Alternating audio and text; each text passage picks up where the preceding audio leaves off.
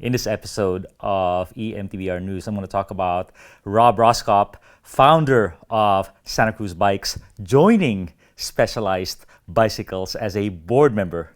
And in other news, Dan and Jake, founder of Kona Bicycles in 1988, have reacquired the company Kona Bikes and have taken control to steer that troubled ship.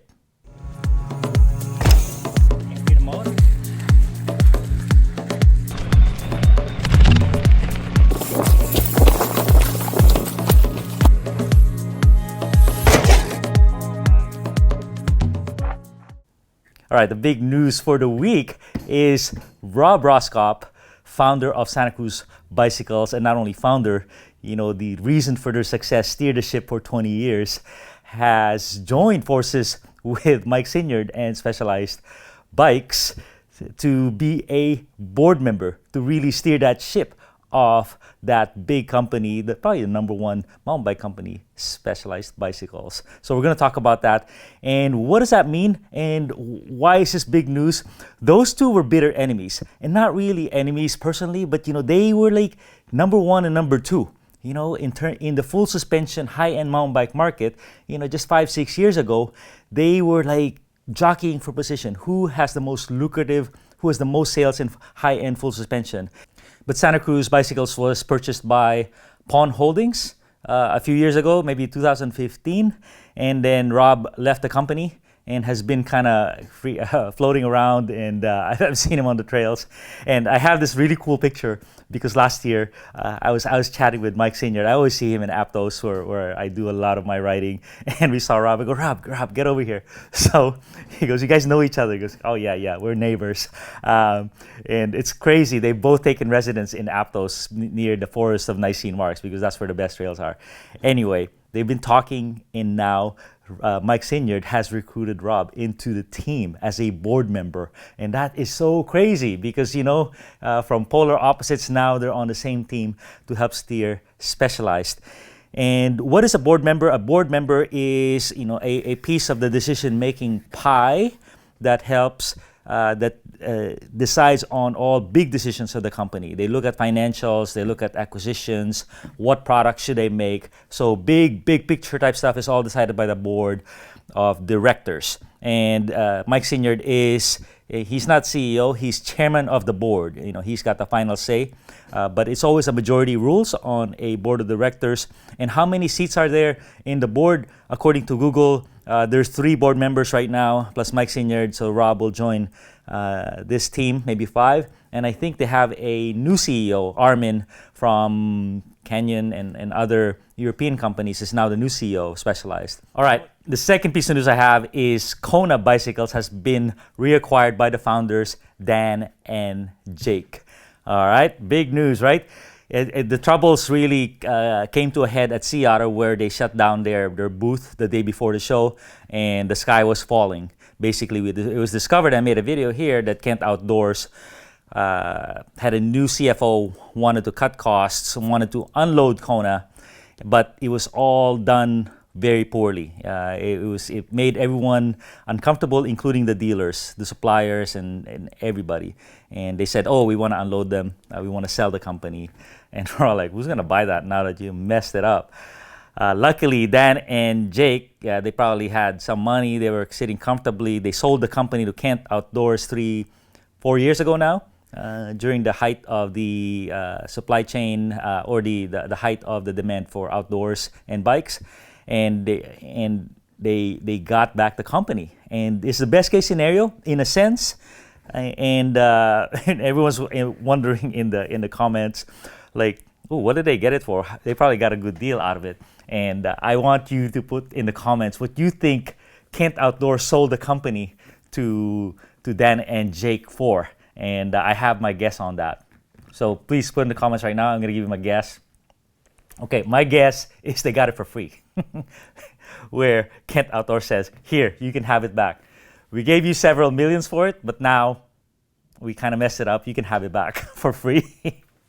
And for free because, Kona has a bunch of assets, but they also have a bunch of liabilities. They have inventory in China, unpaid bills, and a dealer base that's unhappy. It was worthless to Kent probably negative to Kent to keep it. But Dan and Jake, can make something happen out of it. They have the agility, the decision making, get the trust of the suppliers to make it worth something. So that's my guess. And it's a good scenario because it was a sinking ship.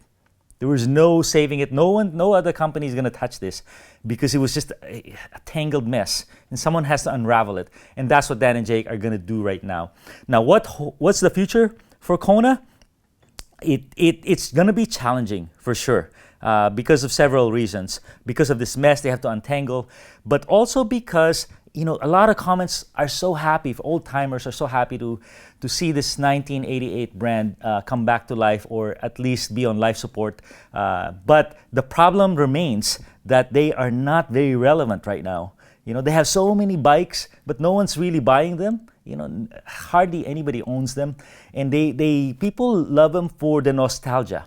And it's good. Nostalgia is good. Steel bikes are good if you have a couple of employees, but if you have a whole company, it's hard to make money. And in these days, you're gonna make money on carbon fiber and e-bikes. So you better have your offering there lined up. Meaning you don't need to, but that's going to be 60% of your revenue. And how Kona is going to address that in the next 12 months, in the next 24 months, is going to be a challenge.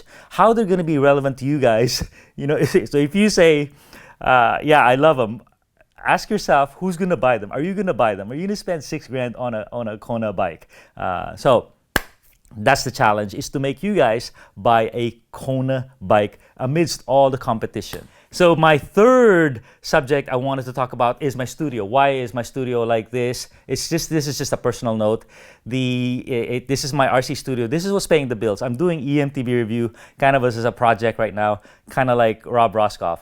Me, myself, my kids are past college, and I have RC review and I have drone review.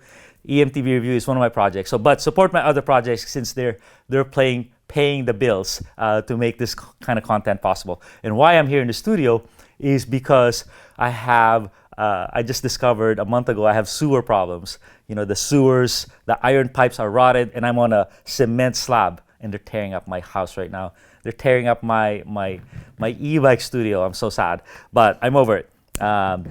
So that's a personal note. My fourth subject that I wanted to cover is a warning to all industries that the Chinese are coming. The Chinese are coming, and it's not the government that's going to get them. It's the products are going to get them. What do I mean by that? Basically, it's a message to the bike industry that the Chinese products are coming to challenge the bike companies of the U.S. I see it in the RC. So in the RC, I have this.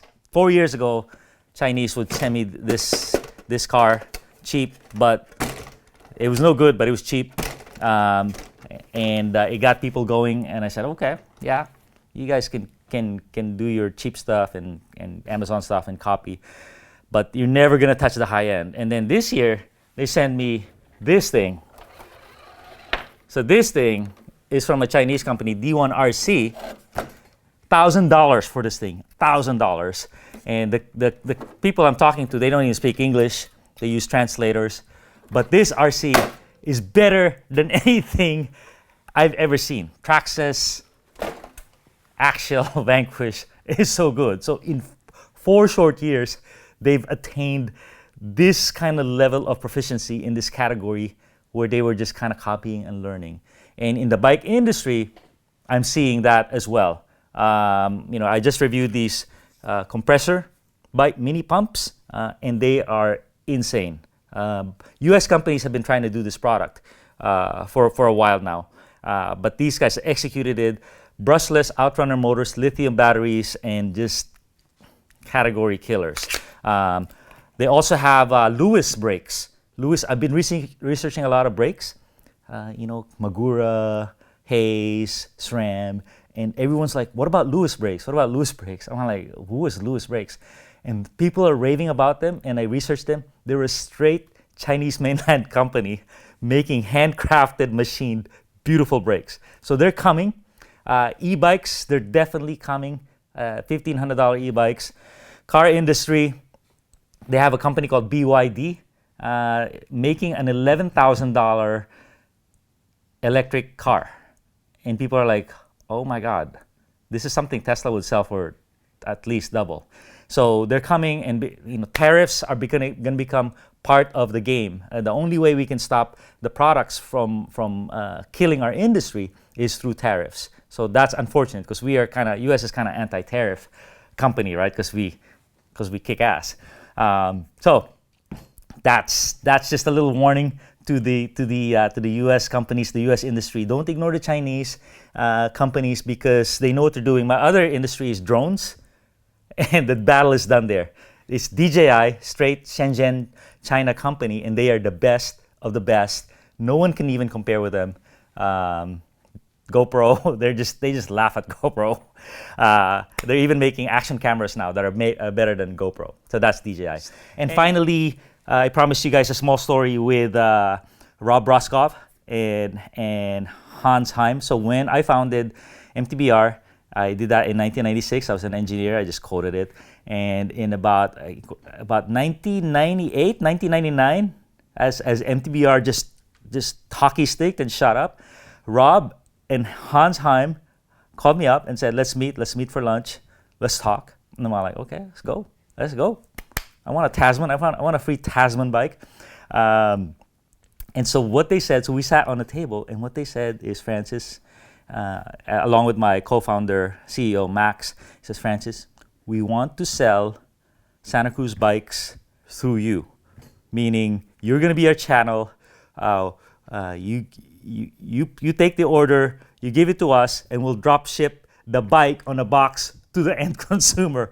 So these guys were that forward thinking. He goes, we have the packaging all worked out. It's going to happen. It's a big risk for you and for us, but we're willing to do it with you guys. And what did I say? They go, how much is my commission? And they're all like, 20%, 22%. And I'm all like, nah, I'm going to be a dealer, so give me 40%. And they kind of laughed at me. And I'm like, I was so clueless about the realities of this. 10% would have been fine. 20, what they were offering was insanely good. But I just didn't know the realities of what I was getting into. But the bigger thing was, I didn't want to be a dealer. I didn't want to be, I was just a reviewer, a user reviews situation.